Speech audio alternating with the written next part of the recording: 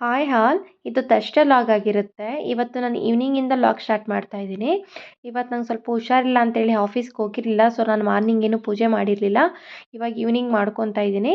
ನನಗೆ ಯಾವಾಗ ಆಗುತ್ತೆ ಆವಾಗ ಫ್ರೀ ಮಾಡ್ಕೊಂಡು ನಾನು ಪೂಜೆ ಮಾಡ್ತೀನಿ. ನನಗೆ ಮಾರ್ನಿಂಗೇ ಮಾಡಬೇಕು ಈವ್ನಿಂಗೇ ಮಾಡಬೇಕು ಅನ್ನೋ ಥರ ಆಗೋದಿಲ್ಲ. ಯಾವಾಗ ಫ್ರೀ ಆಗುತ್ತೆ ನೋಡಿ ಆವಾಗ ನೋಡ್ಕೊಂಡು ಮಾಡ್ಕೊತೀನಿ. ಯಾರೆಲ್ಲ ಈ ವಿಡಿಯೋ ನೋಡ್ತಿದ್ದೀರಾ ಆಫೀಸ್ಗೆ ಹೋಗೋರು, ನೀವೆಲ್ಲ ಹೇಗೆ ಟೈಮ್ ಮ್ಯಾನೇಜ್ ಮಾಡ್ತೀರಾ ಕಮೆಂಟ್ ಮಾಡಿ. ಗುರುವಾರ ಯಾರೆಲ್ಲ ತಪ್ಪದೆ ರಾಯರ ಪೂಜೆ ಮಾಡ್ತೀರಾ ಕಮೆಂಟ್ ಮಾಡಿ.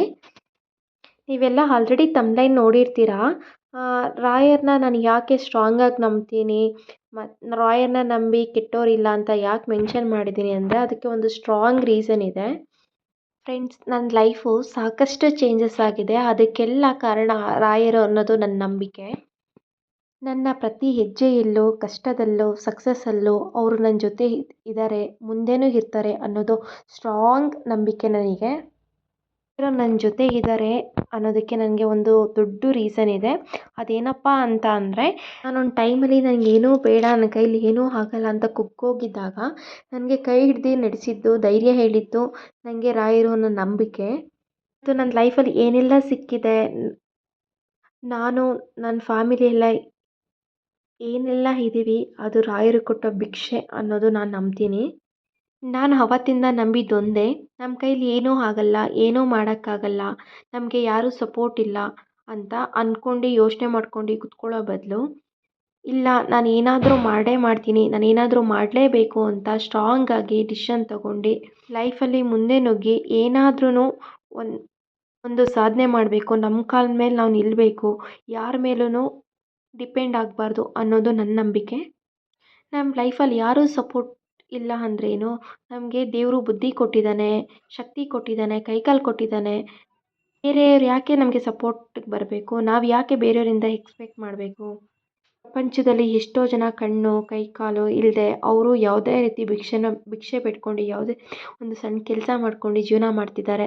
ಅಂಥದ್ರಲ್ಲಿ ನಮಗೆ ದೇವ್ರು ಎಲ್ಲ ಕೊಟ್ಟಿದ್ರು, ನಾವು ಯಾಕೆ ಬೇರೆಯವ್ರ ಮೇಲೆ ಡಿಪೆಂಡ್ ಆಗಬೇಕು. ಬೇರೆ ಯಾರೋ ಬಂದು ನಮಗೆ ಹೆಲ್ಪ್ ಮಾಡ್ತಾರೆ ಅಂತ ನಾವು ಯಾಕೆ ಅವರಿಂದ ಎಕ್ಸ್ಪೆಕ್ಟ್ ಮಾಡಬೇಕು, ಕಾಯ್ಕೊಂಡು ಕೂತ್ಕೋಬೇಕು. ಆ ಥರ ಮಾಡ್ತೀವಿ ಅಂದರೆ ಅದು ನಾವು ಮಾಡ್ತಿರೋ ನಮ್ಮ ಲೈಫಲ್ಲಿ ದೊಡ್ಡ ತಪ್ಪು. ನಮ್ಮ ಆಸೆ ಅಂತ ಏನಾದರೂ ಅಚೀವ್ ಮಾಡಬೇಕು, ನಮ್ಮ ಸಕ್ಸಸ್ ನಾವು ನೋಡಬೇಕು ಅಂದರೆ ಯಾವತ್ತೂ ನಾವು ಬೇರೆಯವ್ರ ಮಾತಿಗೆ ತಲೆ ಕೊಡದೆ, ಬೇರೆಯವ್ರ ಮಾತಿಗೆ ತಲೆ ಕೆಡಿಸ್ಕೊಳ್ದೆ, ನಮಗೇನೋ ಕಷ್ಟ ಇದೆ ಅಂತ ಕುಗ್ದೆ, ನಮ್ಮ ಕಷ್ಟಗಳೇ ನಮಗೆ ಚಾಲೆಂಜ್ ಆಗಬೇಕು, ನಮ್ಮ ಬಡತನೇ ನಮಗೆ ಮೆಟ್ಟಿಲು ಹಾಕಬೇಕು. ನಮ್ಮ ಗುರಿನ ನಾವು ಯಾವತ್ತೂ ಬಿಡಬಾರ್ದು. ನಮ್ಮ ಗುರಿ ಮುಟ್ಟೋವರೆಗೂ ಓಡ್ತಾ ಇರಬೇಕು. ಲೈಫ್ ಅನ್ನೋದು ಒಂದು ರೇಸ್ ಇದ್ದಂಗೆ, ಸ್ಟಾರ್ಟಿಂಗು ಎಂಡ್ ಪಾಯಿಂಟ್ ಅನ್ನೋದು ಇದ್ದೇ ಇರುತ್ತೆ. ನಾವು ಎಂಡ್ ಪಾಯಿಂಟ್ ಯಾವಾಗ ರೀಚ್ ಆಗ್ತೀವಿ ಅದು ರೇಸ್ ಕಂಪ್ಲೀಟ್ ಆಗುತ್ತೆ. ಅದೇ ಥರ ನಮ್ಮ ಜೀವನದಲ್ಲೂ ಕೂಡ ನಾವು ಅಂದ್ಕೊಂಡಿರೋದನ್ನ ನಾವು ಸಾಧಿಸ್ತೀವಿ ಅಲ್ಲ, ಅಲ್ಲಿವರೆಗೂ ಓಡ್ತಾನೆ ಇರಬೇಕು. ಅದು 1 ವರ್ಷ ಆಗ್ಬೋದು, 2 ವರ್ಷ ಆಗ್ಬೋದು. ಖಂಡಿತವಾಗೂ ನಮ್ಮ ಗುರಿ ಕರೆಕ್ಟಾಗಿದೆ ಅಂತಂದರೆ ಒಂದಲ್ಲ ಒಂದಿನ ಆ ಗುರಿ ಮುಟ್ತೀವಿ. ನಾವು ಅಂದ್ಕೊಂಡಿರೋದೆಲ್ಲ ಲೈಫಲ್ಲಿ ಸಿಗುತ್ತೆ. ರಾಯರು ಎಲ್ಲರಿಗೂ ಒಳ್ಳೇದು ಮಾಡಲಿ. ರಾಯರನ್ನು ನಂಬಿ ಕೆಟ್ಟೋರಿಲ್ಲ. ಎಲ್ಲರಿಗೂ ಒಳ್ಳೆಯದಾಗಲಿ. ಪೂಜ್ಯಾಯ ರಾಘವೇಂದ್ರಾಯ ಸತ್ಯಧರ್ಮ ರಥಾಯ ಚ ಭಜತಾಂ ಕಲ್ಪವೃಕ್ಷಾಯ ನಮತಾಂ ಕಾಮಧೇನುವೆ. ನಾನು ರಾಯರನ್ನ ಎಷ್ಟು ನಂಬ್ತೀನೋ ಅಷ್ಟೇ ಬಾಬಾನೂ ಮತ್ತು ಗೋವಿಂದನೂ ಕೂಡ ನಂಬ್ತೀನಿ. ಬಾಬಾಯಿಂದನೂ ಕೂಡ ತುಂಬ ನನಗೆ ಒಳ್ಳೆಯದಾಗಿದೆ. ನಾನು ಅಲ್ಲಿ ಕೇಳ್ಕೊಂಡಿರೋದೆಲ್ಲ ನನಗೆ ಸಿಕ್ಕಿದೆ.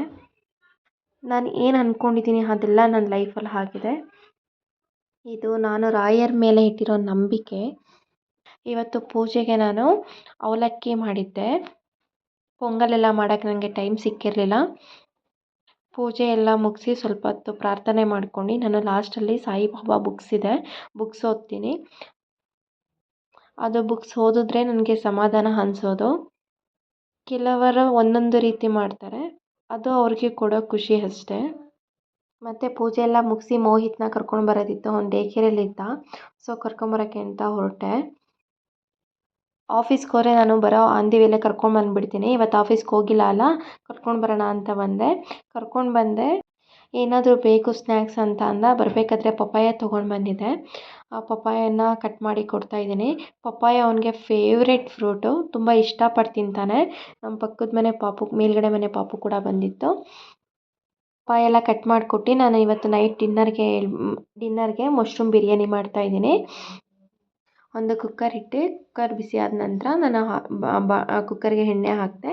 ಎಣ್ಣೆ ಎಲ್ಲ ಕಾಯ್ದ ನಂತರ ನಾನು ಏನೇನು ಸ್ಪೈಸಸ್ ತೊಗೊಂಡಿದ್ದೆ ಎಲ್ಲ ಥರನೂ ಸ್ಪೈಸಸ್ ತೋರಿಸಿದ ಸ್ಪೈಸಸ್ಸು ಕೂಡ ಆ್ಯಡ್ ಮಾಡಿ 2 ಈರುಳ್ಳಿ ಹೆಚ್ಚಿಟ್ಕೊಂಡಿದ್ದೆ ಅದನ್ನು ಕೂಡ ಹಾಕಿ 2 ಹಸಿಮೆಣ್ಸಿನ್ಕಾಯಿನ ಹೆಚ್ಚಿಟ್ಕೊಂಡಿದ್ದೆ ಅದನ್ನು ಕೂಡ ಹಾಕಿ ಮಿಕ್ಸ್ ಮಾಡಿಕೊಂಡೆ. ಇದು ಫ್ರೈ ಆದ ನಂತರ ನಾನು ಕೊತ್ತಂಬರಿ ಮತ್ತು ಪುದೀನ ಏನು ಹೆಚ್ಚಿಟ್ಕೊಂಡಿದ್ದೆ ಅದನ್ನು ಕೂಡ ಆ್ಯಡ್ ಮಾಡ್ಕೊತೀನಿ. ಅದು ಒಂದು 2 ಮಿನಿಟ್ಸ್ ಫ್ರೈ ಮಾಡ್ಕೊಂಡ ನಂತರ ಇಲ್ಲಿ 1 ಟೊಮೊಟೊ ಹೆಚ್ಚಿಟ್ಕೊಂಡಿದ್ದೆ. ನಾನು ಇಲ್ಲಿ 1 ಗ್ಲಾಸ್ ರೈಸ್ ಹಾಕ್ತಿರೋದು, ಅದಕ್ಕೆ 1 ಟೊಮೊಟೊ ಹಾಕ್ಕೊಂಡಿದ್ದೀನಿ. ಅದನ್ನು ಕೂಡ ಇದನ್ನು ಆ್ಯಡ್ ಮಾಡ್ಕೊಂಡು ನೀಟಾಗಿ ಮಿಕ್ಸ್ ಮಾಡ್ಕೊತೀನಿ. ಇದು ಕ್ಲಿಯರಾಗಿ ಆಯಿಲ್ ಫ್ರೈ ಆದ ನಂತರ ಇಲ್ಲಿ ಕಸೂರಿ ಮೇಥಿ ನಾನು ಒಗ್ಗರಣೆಗೆ ಹಾಕ್ಕೊಂಡಿಲ್ಲ, ಇವಾಗ ಹಾಕ್ಕೊತಾ ಇದ್ದೀನಿ. ಅದನ್ನು ಕೂಡ ಇಲ್ಲಿ ಪುಡಿ ಮಾಡಿ ಸ್ಮ್ಯಾಶ್ ಮಾಡಿ ಹಾಕ್ಕೊಂಡೆ. 2 ಸ್ಪೂನು ಜಿಂಜರ್ ಗಾರ್ಲಿಕ್ ಪೇಸ್ಟ್ ಹಾಕ್ಕೊಂಡು ನೀಟಾಗಿ ಮಿಕ್ಸ್ ಮಾಡ್ಕೋಬೇಕು. 2 ಮಿನಿಟ್ಸ್ ಆದಮೇಲೆ ಇದು ಸೈಡಲ್ಲೆಲ್ಲ ಎಣ್ಣೆ ಬಿಟ್ಕೊಳ್ಳುತ್ತೆ. ಅಂಥ ಟೈಮಲ್ಲಿ ಇಲ್ಲಿ ನಾನು ಮಸಾಲೆ ಪೌಡರ್ ಹಾಕ್ಕೊತೀನಿ. ಅರ್ಧ spoon turmeric powder, 1 spoon biryani masala, 1 spoon garam masala, 1 spoon ಧನಿಯಾ ಪೌಡರು ಮತ್ತು ಚಿಲ್ಲಿ ಪೌಡರ್ 1 ಸ್ಪೂನು ಇಷ್ಟು ಹಾಕ್ಕೊಂಡು ನೀಟಾಗಿ ಮಿಕ್ಸ್ ಮಾಡ್ಕೊತೀನಿ. ಇದು ಮಸಾಲೆ ಎಲ್ಲ ಹಾಕಬೇಕಾದ್ರೆ ಗ್ಯಾಸ್ ಉರಿ ಕಮ್ಮಿ ಮಾಡ್ಕೋಬೇಕು, ಇಲ್ಲಾಂದರೆ ಸೀದೋಗ್ಬಿಡುತ್ತೆ. ಇದನ್ನೆಲ್ಲ ಹಾಕೊಂಡು ನೀಟಾಗಿ ಮಿಕ್ಸ್ ಮಾಡ್ಕೊಂಡು ನಂತರ ಇಲ್ಲಿ ನಾನು ಕರ್ಡು ಕೂಡ ಆ್ಯಡ್ ಮಾಡ್ಕೊತಿದ್ದೀನಿ. ಒಂದು 3 ಟೇಬಲ್ ಸ್ಪೂನಷ್ಟು ಕರ್ಡ್ ಹಾಕ್ಕೊಂಡ್ರೆ ಸಾಕಾಗುತ್ತೆ 1 ಗ್ಲಾಸ್ ಅಕ್ಕಿಗೆ. ಇದೆಲ್ಲ ನೀಟಾಗಿ ಮಿಕ್ಸ್ ಮಾಡ್ಕೊಂಡು ಒಂದು 5 ನಿಮಿಷ ಹಾಗೆ ಬಿಡ್ತೀನಿ. ನಂತರ ಇದು ಸೈಡಲ್ಲೆಲ್ಲ ಎಣ್ಣೆ ಬಿಟ್ಕೊಳ್ಳುತ್ತೆ. ಅಂಥ ಟೈಮಲ್ಲಿ ನಾನು ಮಶ್ರೂಮ್ನ ಕೂಡ ಆ್ಯಡ್ ಮಾಡ್ಕೊತೀನಿ. ನೀಟಾಗಿ ವಾಶ್ ಮಾಡಿ ಇಟ್ಕೊಂಡಿದ್ದೆ ಅದನ್ನು ಕೂಡ ಇಲ್ಲಿ ಆ್ಯಡ್ ಮಾಡ್ಕೊತೀನಿ. ರುಚಿಗೆ ತಕ್ಕಷ್ಟು ಉಪ್ಪು ಇಷ್ಟನ್ನ ಹಾಕಿ ನೀಟಾಗಿ ಮಿಕ್ಸ್ ಮಾಡ್ಕೋಬೇಕು. ನೀಟಾಗಿ ಮಿಕ್ಸ್ ಮಾಡ್ಕೊಂಡೆ ಒಂದು 5 ನಿಮಿಷ ಎಲ್ಲ ಆದಮೇಲೆ 1 ಗ್ಲಾಸ್ ಅಕ್ಕಿಗೆ 1 ಗ್ಲಾಸಷ್ಟು ನೀರು ಹಾಕ್ತಾಯಿದ್ದೀನಿ. ಇಲ್ಲಿ 2 ಗ್ಲಾಸ್ ಹಾಕ್ತಿಲ್ಲ, ಯಾಕೆಂದರೆ ಅಕ್ಕಿ ನೆನೆಸಿಟ್ಟಿದ್ದೀನಿ. ಸೊ 1 ಗ್ಲಾಸ್ ಹಾಕಿದ್ರೆ ಸಾಕಾಗುತ್ತೆ. ಅಷ್ಟನ್ನ ಹಾಕ್ಬಿಟ್ಟು ನೀಟಾಗಿ ಮಿಕ್ಸ್ ಕೊಟ್ಕೊಂಡು ಒಂದು 2 ನಿಮಿಷ ಆದಮೇಲೆ ನೀರು ಕುದಿಯುತ್ತೆ. ಅಂಥ ಟೈಮಲ್ಲಿ ತೊಳ್ಕೊಂಡಿರೋ ರೈಸ್ನ ಇದಕ್ಕೆ ಆ್ಯಡ್ ಮಾಡಿಕೊಂಡ್ರೆ ಮುಗಿಯುತ್ತೆ.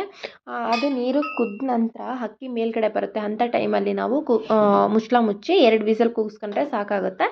ಆವಾಗ ಬಿರಿಯಾನಿ ರೆಡಿ ಆಗುತ್ತೆ. ನಿಜವಾಗ್ಲೂ ತುಂಬ ಟೇಸ್ಟಿಯಾಗಿ ಬಂದಿತ್ತು. ನೀವು ಒಂದ್ಸರಿ ಟ್ರೈ ಮಾಡಿ ನೋಡಿ, ತುಂಬ ಚೆನ್ನಾಗಿ ಬರುತ್ತೆ. ಎಲ್ಲ ತುಂಬ ಇಷ್ಟಪಟ್ಟು ತಿಂತಾರೆ. ಯಾರಾದರೂ ಈ ರೆಸಿಪಿ ಟ್ರೈ ಮಾಡಿದ್ರೆ ಹೇಗಿತ್ತು ಅಂತ ಹೇಳಿ ಕಮೆಂಟ್ ಮಾಡೋದನ್ನ ಮರಿಬೇಡಿ. ಗೈಸ್, ಯಾರು ನನ್ನ ಚಾನಲ್ನ ಸಬ್ಸ್ಕ್ರೈಬ್ ಮಾಡ್ಕೊಳ್ದಲ್ಲೇ ನೋಡ್ತಾ ಇದ್ದೀರಾ, ಪ್ಲೀಸ್ ಸಬ್ಸ್ಕ್ರೈಬ್ ಮಾಡ್ಕೊಂಡು ನೋಡಿ. ಪ್ಲೀಸ್ ಸಪೋರ್ಟ್ ಮಾಡಿ. ನಿಮ್ಮ ಸಪೋರ್ಟ್ ನನಗೆ ತುಂಬ ಇಂಪಾರ್ಟೆಂಟ್ ಆಗುತ್ತೆ. ಇಷ್ಟ ಆದರೆ ಲೈಕ್ ಮಾಡೋದನ್ನ ಮರಿಬೇಡಿ.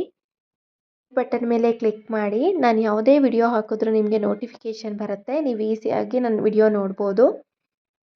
ಯಾರಾದರೂ ಈ ರೆಸಿಪಿ ನೋಡಿ ನಿಮಗೆ ಇಷ್ಟ ಆಗಿ ಟ್ರೈ ಮಾಡಿದ್ರೆ ಹೇಗೆ ಬಂತು ರೆಸಿಪಿ ಅಂತ ಹೇಳಿ ಕಮೆಂಟ್ ಮಾಡಿ ಮರಿಬೇಡಿ. Thank you for watching. ಮತ್ತೆ ಸಿಗುವ ಮತ್ತೊಂದು ವಿಡಿಯೋದಲ್ಲಿ. Thank you all.